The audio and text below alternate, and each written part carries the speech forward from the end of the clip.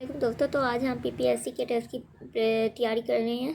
तो इसकी प्रिपरेशन के लिए आज हम करेंगे कि चौसर एज और चौसर के जितने भी वर्क थे उनको डिस्कस, वो भी एमसीक्यूज़ की फॉर्म में, ताकि आप लोगों को भी ये आइडिया क्लियर हो जाए कि पीपीएससी के टेस्ट में किस तरह से एमसीक्यूज़ आते हैं या आ सकते हैं। ओके, तो यहाँ पर पहला क्वेश्चन है, हम देखते हैं उसकी तरफ। उससे पहले आप लोग मेरे चैनल को सब्सक्राइब कर दें काइंडली, क्योंकि ये मैं कंट्रीब्यूशन करूँगी फिर जितने भी जो गरीब लोग होते हैं उनके लिए इंशाल्लाह। अच्छा, what kind of change took place in Chaucer's age? A social, political, religious and literary, या ऑल ऑफ दीज? तो इसका आंसर है all of these. In Chaucer's age who is said to sow the seeds of reformation?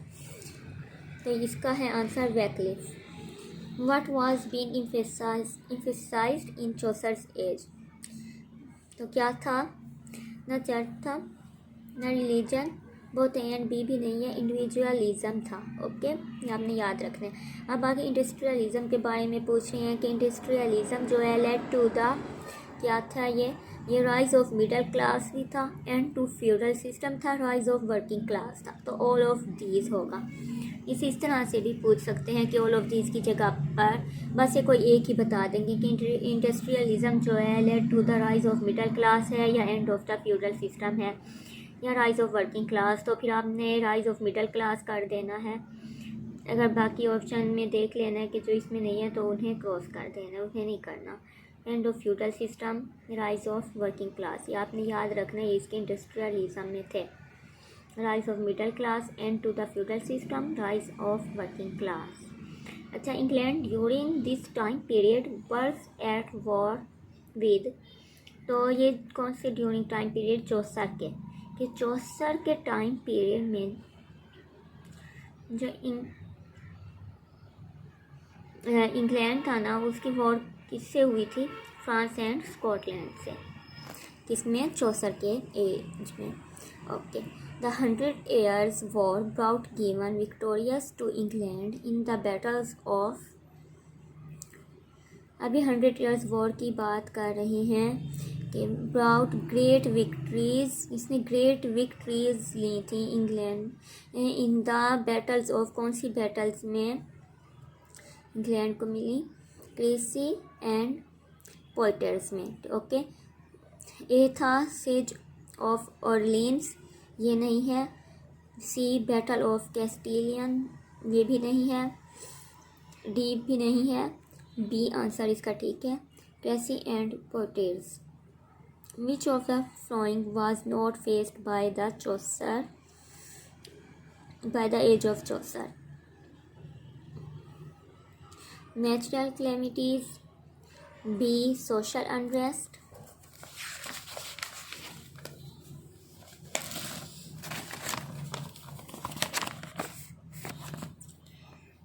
C constitutional conflicts. तो इसका none of these है।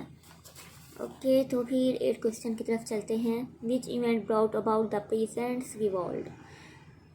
Black death, mass murder, C the toll tax, D industrialization. C इसका answer सही है, the toll tax. The patients revolt was a sign of A, prophylaxis of the church, B, rise of industrialization, C, after effects of the 100 Years' War, D, social unrest। तो इसका answer social unrest है। किसका? The peasant revolt, ये जो अब एक revolt था ना, ये क्या साइन था इसका? वॉज अ साइन ऑफ, किसका साइन था? ये सोशल अनरेस्ट का साइन था। इसे आंसर क्वेश्चन को ये घुमा के भी पूछ सकते हैं कि जो सोशल अनरेस्ट था वो किसका साइन था। इस तरह से भी ये कर सकते हैं। तो आपने तब बताना है कि ये था रिवोल्ट, फिर ऑप्शन में ये दे देंगे वो the peasant revolt was a sign. Okay, तो फिर आप पेसेंट रिवोल्ट का कर देंगे। फिर आप who is known as the morning star of reformation? अब यहाँ पे रिफॉर्मेशन का वो जो है ना मॉर्निंग स्टार पूछ रहे हैं, तो वो था वैक्लिफ। अगर यहाँ पर पूछते कि who is known as the morning star of renaissance, अगर इनेसा का पूछते हैं ना तो वो चौसर होता है, लेकिन रिफॉर्मेशन का पूछ रहे हैं तो during this time period reformation का मॉर्निंग स्टार कौन थे, वो थे वैक्लेफ। ओके, तो answer B is correct. Okay, 11 पर आते हैं। Who was the pioneer of making efforts to liberate man from the shackles of theological slavery? A Wycliffe, B Chaucer, C Petrarch and Wycliffe, D Petrarch and वैक्सीनियो, D Petrarch and वैक्सीनियो। अब 13 पर जाते हैं। In history of England the age of Chaucer covers the reigns of A Edward three, Richard two and Henry four. ये answer इसका ठीक है। बाकी जो बी और है Richard two and Edward three is wrong answer. C Edward three and Elizabeth one wrong, D none of this wrong. अब 14 का देखिए। Morte d' Arthur is the work of. अब मोर डी अर्थर जो है ना वो किसका वर्क था, किसने लिखा था? ये सर थॉमस मेलरी ने लिखा था। Okay, C answer is the correct answer.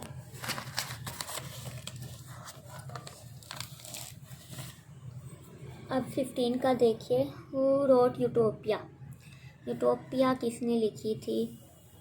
Utopia पहले तो होता क्या है आपको ये भी पता होना चाहिए। एक इमेजिनरी वर्ड होता है जिसमें आप सब कुछ परफेक्ट चाह रहे होते, अच्छा सोच रहे होते हैं, फिर एक इमेजिनरी खूबसूरत फैंटेसी वर्ड, उसे यूटोपिया कहते हैं। तो हु रोट यूटोपिया?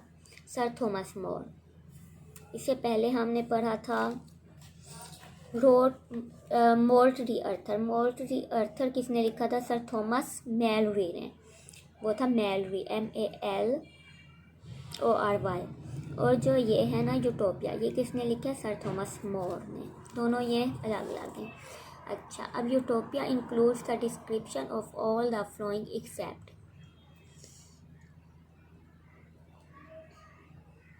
अच्छा, इसमें ये आप एक्सेप्ट पूछ रहे हैं तो देखें। ए पे है परफेक्ट पॉलिटिकल सिस्टम, मतलब ये इसमें है।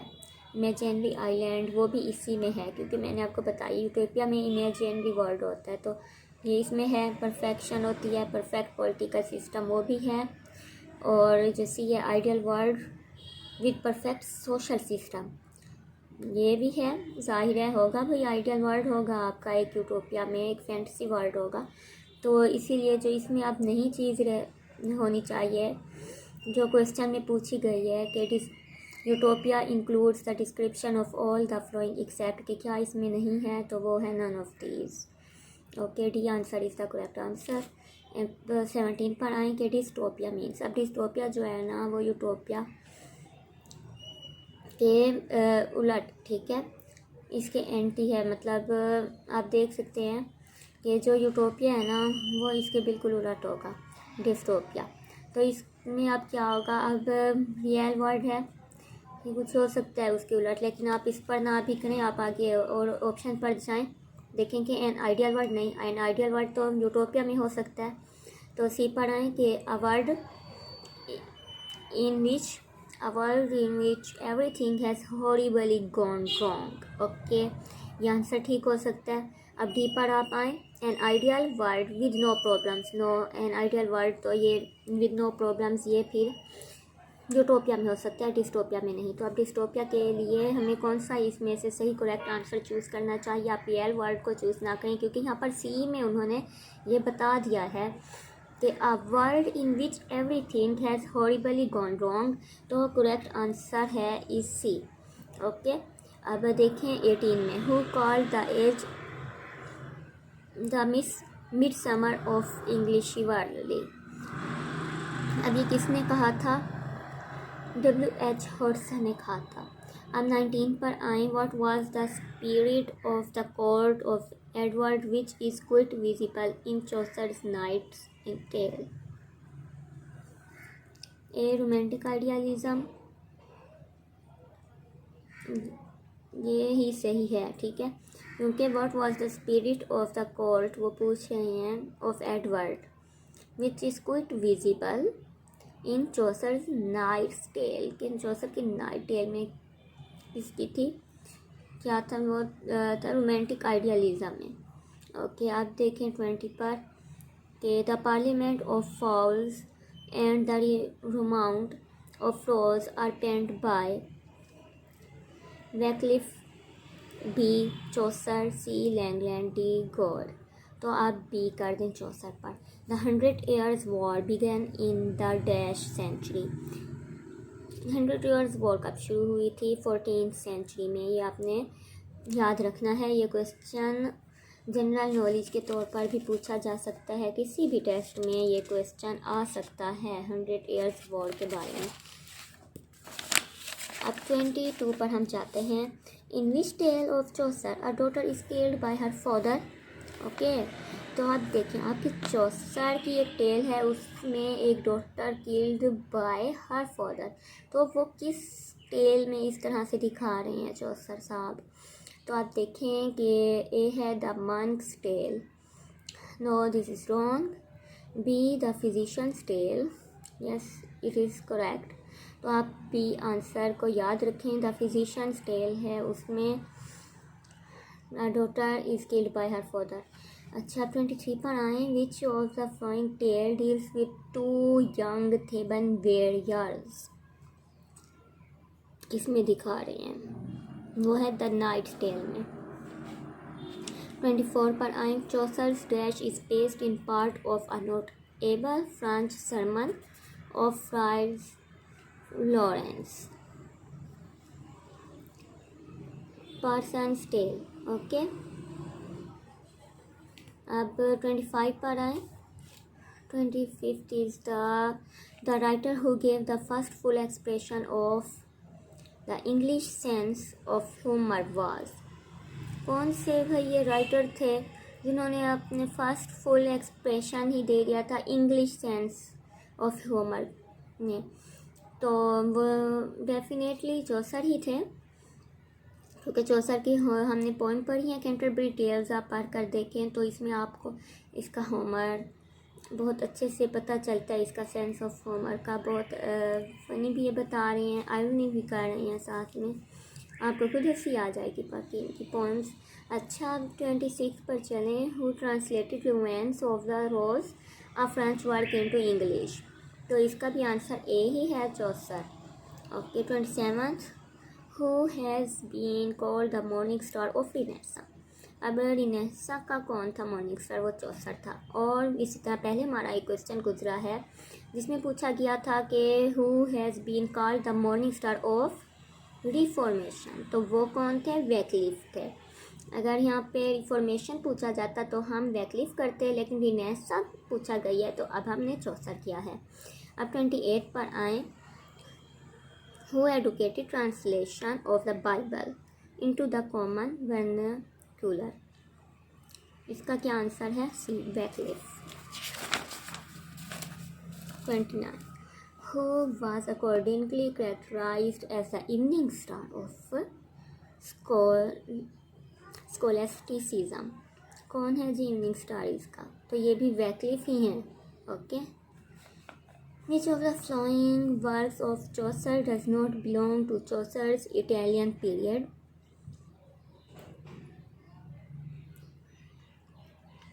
अच्छा, चौसर के कौन से वर्क थे जो इटालियन पीरियड से बिलोंग नहीं करते थे?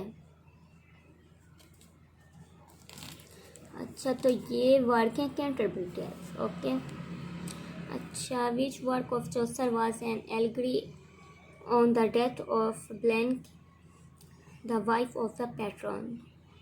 The book of Duchess में है ये। How many pilgrims in the prologue to the Canterbury Tales represent the military profession? कितने पिलग्रिम्स थे प्रोलॉग कैंटरबरी टेल्स में जिन्हें रिप्रेजेंट किया गया है मिलिट्री प्रोफेशन के तौर पर? They are only 3। यहाँ पर answer C is the correct. 33 देखें। In which story the character of Griselda appears? Answer A, clerk's tale. Okay, तो कौन सी स्टोरी थी ग्रिसेल्डा जिसमें अपीयर किया गया है इसका कैरेक्टर? वो है क्लर्क्स टेल में। Which of the Chaucer's works has the Trojan War in the background? Answer B. Troils and Cressade. 35th पर आए. Pandora appears in. Pandora किसमें appear है? A. Troils and Cressades.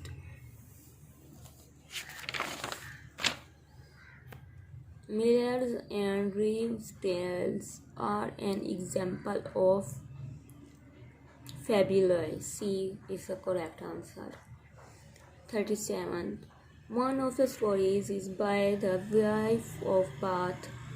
Bath is, वो पूछ रहे हैं कि बाथ आखिर है क्या, जिसमें वो कह रहे हैं वाइफ ऑफ द बाथ. तो Bath is the name of the town. Okay, 37 का answer C is the correct answer. अब देखें 38 पर. Chaucer went on diplomatic mission abroad from. D answer is correct. 1370 to 1378. अब इसकी मोस्ट फेमस पोइम जो है उसके बारे में पूछा गया है. 39 में देखें. The prologue to the Canterbury tales is supposed to have been written in. किसमें लिखी गई थी भाई ये prologue to the Canterbury Tales?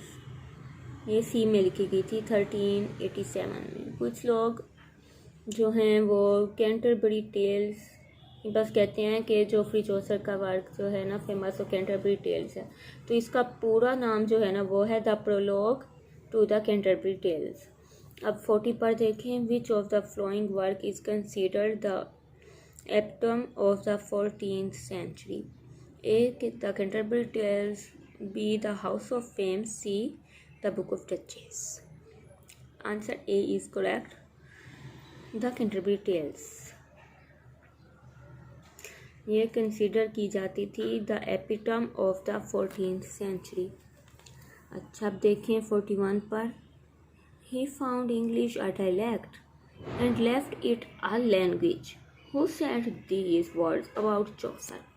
अब ये तो हमें पता है कि किसके बारे में बात हो रही है कि ही found English a dialect and left it a language. तो ये जाहिर है चौसर के बारे में बात की जा रही है. चौसर को ही कहा जाता है यहीं के ही found English a dialect and left it a language. लेकिन ये कहा किसने था? तो ये D answer is the correct answer. लोएस इसने कहा था. अब 42 पर आए. Which is the first great comic character in English literature? कौन सा कॉमिक करेक्टर फर्स्ट पर आ रहा है इसके? तो वो है C. Pandarus. 43. Which of the following English novel in verse? कौन सा फर्स्ट इंग्लिश नॉवल, यहाँ पर फर्स्ट पूछ रहे हैं, इंग्लिश नॉवल जो है ना इन वर्स में है. कौन सा है ये है ट्रॉयल्स एंड क्रेसाइड. ट्रॉयल्स एंड क्रेसाइड. ठीक है. अच्छा, अब आगे देखें. The idea of which work of Chaucer has been taken from Boccaccio's Decameron. Answer A is the correct answer. Canterbury tales. अच्छा, 45 पर देखें. Which work of Chaucer bears close resemblance to Dante Divine. House of fame. अब next में भी वो famous work first work के बारे में कुछ ना कुछ पूछेंगे कि 46 में देखें. In which work Chaucer has used heroic couplet for the first time? A answer is the correct answer. Legends of good women. अब 47 में देखें कि which work entitles him to claim of being called the father of English poetry. अब किस word की वजह से इसे फादर ऑफ इंग्लिश पोइट्री कहा गया? ये तो आप सभी जानते हैं कि द कैंटरबरी टेल्स. ओके. अच्छा, 48 पर आए कि in the prologue which character has forked beard. किसमें उसकी एक फोर्क बियर्ड है, किस करेक्टर की? ठीक है. तो वो मर्चेंट है। Answer A is the correct answer. अब 49 पर आए, the wife of bath was, ठीक है, इसमें जो है ना एक इसमें इफेक्टिव कोई चीज़ थी, तो वो क्या थी, म्यूट थी वो, या डीफ थी, या ब्लाइंड थी, तो वो डीफ थी वाइफ ऑफ बाथ।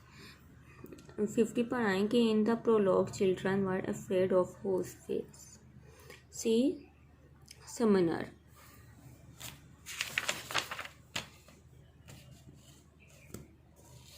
59 पर देखेंगे, Chaucer celebrate some princely betrothal in which work, see Parliament of Fowls। 60 पर आएंगे, which language had an incredible impact on Chaucer, Latin। 61 Troyes and Cresside is written by, अब ये जो है किसने लिखी थी, तो इसमें से Gower, Langland, Wycliffe, none of these ही करेंगे आप, क्योंकि ये लिखी थी शायद चौसर ने। The Canterbury tales is allegorical. The verse of Canterbury tales consists of, answer B is the correct answer, rhymed couplets. अच्छा, अब 64 क्वेश्चन पर आते हैं। How many women characters are in the prologue, कितने वुमेन करेक्टर को इसने describe किया है प्रोलॉग में, इसने ओनली 3 वुमेन को डिस्क्राइब किया है। अच्छा, 65 देखें, Chaucer visited Italy in, answer C is the correct answer, 1372। 66 पर देखें, while Chaucer was in Italy he came into contact with the works of,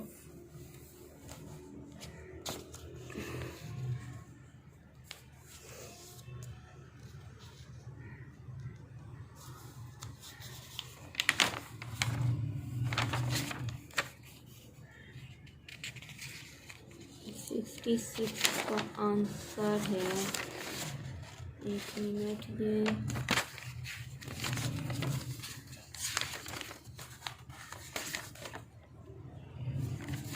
ये रहा, पेट्रियार्क ग्रांडे बुकेकैसियो, तो इसने इन सब से ही कांटेक्ट किया था चौसर ने इटली में जाकर। Answer D is the correct answer, all of the above. अब 67 का देखिए, in which month did Chaucer pilgrims go on a pilgrimage, is April। The Book of Duchess is an style, answer B is the correct answer। 69 पर देखें कि how many ecclesiastical characters are present in the prologue, answer D is the correct answer, 8। 70 देखें, which of the following is Chaucer's prose work, इसने prose भी लिखे थे, तो इसका कौन सा प्रोज वर्क है, treatise on the astrolabe, C answer is the correct answer. 71 पर देखें, Chaucer was indebted for his sources to all of the following except, answer B Homer. 72 देखें, which work of Chaucer is called a psychological novel, अच्छा, तो इसका एक novel है चौसर का जो साइकोलॉजिकल नॉवल कहलाता है, तो वो है आंसर बी, ट्रॉयल्स एंड क्रेसाइड। देखें, ये पीछे गुजरा था क्वेश्चन कि ट्रॉयल्स एंड क्रेसाइड किसका वर्क है, तो उसका आंसर नन ऑफ दीज था, क्योंकि उसमें दूसरे राइटर्स के नाम लिखे गए थे, वैक्लिफ के थे, दूसरा था, लेकिन चौसर का नाम नहीं था, तो इसीलिए नन ऑफ दीज हमने किया था। तो मैंने आपको तब बताया था कि ये जो वर्क है चौसर का है, और यहाँ भी देखें तो ये बात वाज़े हो चुकी है कि ये वर्क चौसर का है, और ये वर्क इस टाइप का है नॉवल, ये है साइकोलॉजिकल नॉवल, और ये है ओके पोएम नहीं है। अच्छा, देखिए आप 73 में, the rhyme royal is used by, Chaucer, ठीक है। रेन रॉयल जो यूज़ की है वो चौसर ने की। अब यहाँ पर देखें 74 में, Chaucer has use the technique of mock heroic in. Mock heroic technique किस वर्क में चौसर ने यूज़ की थी? कैंटरबरी टेल्स में। 75 पर आते हैं। Which of the following poets wrote Which of the following poets wrote a famous poem mourning the death of Chaucer? अब किसी ने चौसर के बारे में ये लिखती थी, फेमस पोइम उसकी हो गई है ये the mourning the death of Chaucer. तो किसने लिखी थी? ऑक्लेव ने। 76 देखें। What is the name of the poem which is about the death of Chaucer? The governail of princes, ये पोइम का नाम है जो डेथ ऑफ चौसर के बारे में है। 77 पे देखें। Which of the following was introduce to England in Chaucer's as?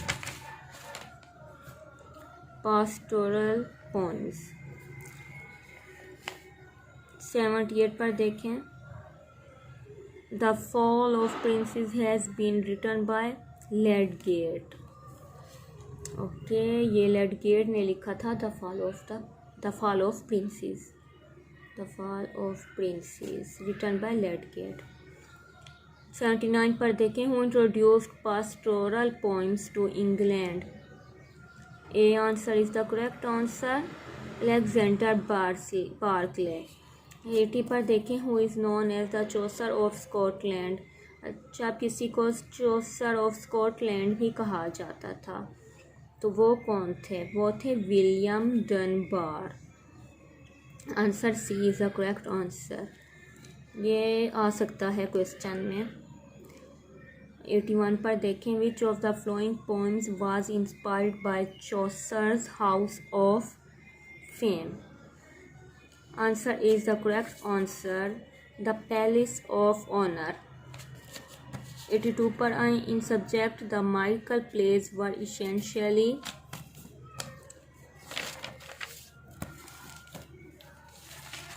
Theological है ये। Okay,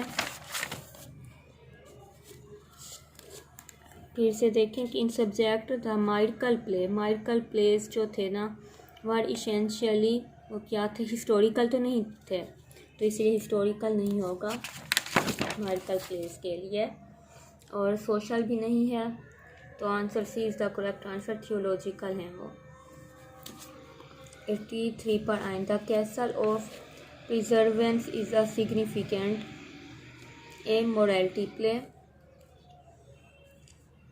B interlude, C magical play. तो इसका morality play answer is the correct answer, A is correct. अब 84 पर आए। The earliest non religious play is. अब earliest एक religious play है, समझा जाता है, माना जाता है, तो वो कौन सा था? वो था एडम, ठीक है, हज़रत आदम के नाम पर लिखा गया था। ये अर्लीस्ट नॉन रिलीजियस प्ले माना जाता है। अच्छा, अब 85 क्वेश्चन को देखते हैं। The play of the sacrament is well known, A is the correct answer, miracle. अब 86 पर देखें। Ralph Doister the first regular comedy in English was written by, B Nicholas Udall. 87 देखें। Gorboduc the first regular tragedy in English was written by, answer B is the correct answer, Thomas Norton. 88 देखें। Miracle plays were based on stories from the Bible. 89 John Russell is a famous writer of. अच्छा, John Russell, एक तो bacon Russell हैं, ये John Russell की बात कर रहे हैं, तो इन्हें देखें कि A miracle plays no, B morality plays no, C interludes yes, C is the correct answer. 90 को देखें, who calls John Gower a moral Gower for his didactic tendency. तो ये answer C is the correct answer Chaucer हैं। ठीक है, चौसर ने ही कहा था कि जॉन गॉयर जो है ना अमोरल गॉयर हैं फॉर हिज डिडक्टेड टेंडेंसी के लिए। तो अब देखते हैं कि 91 को, the age of Chaucer stands before the. 91 में है answer A Elizabethan and Augustan age, medieval renaissance and modern age. D देखें, मिडेवियल एंड मॉडर्न एज। तो D answer is the correct answer, क्योंकि मिडल एज थी, English age थी, तो ये इसलिए मिडेवियल एंड मॉडर्न एज है। 92 देखें, which of the following is not a limitation of Chaucer, his works are a perfect example of reality is the correct answer. 93 which of the following characters of Chaucer is a perfect representative of chivalry? तो answer C, knight। 94 writers of Chaucer's age were highly influenced by the writers of A. French, B. Italian, C. English, both A and B, French and Italian। Answer D is the correct answer. 95 देखें, who wrote for the court and cultivated classes to whom the sufferings of the poor were a matter of the utmost indifference. तो कौन से थे ये? Chaucer, B answer correct. 96 the four popular English dialects were the southern, the midland, the northern, the Kentish. Is the statement true or false? It is true. Answer A is correct. 97 which dialect was employed by Chaucer in his works? East Midland dialect। 98 देखें, Chaucer chose English for his work was a language of aristocrats, B a Dapist language, C elevated language। तो answer B is the correct answer, debased language.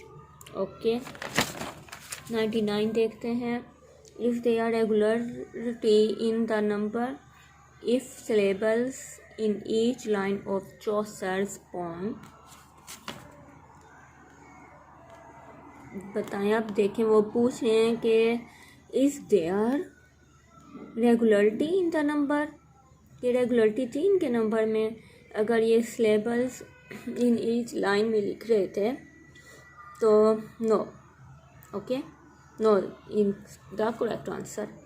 100 को देखें, who is called the father of English versification. Versification किसे कहा जाता है? Father of English versification. तो ये भी answer D is the correct answer, Chaucer को ही कहा जाता है। ओके, अल्लाह हाफिज़।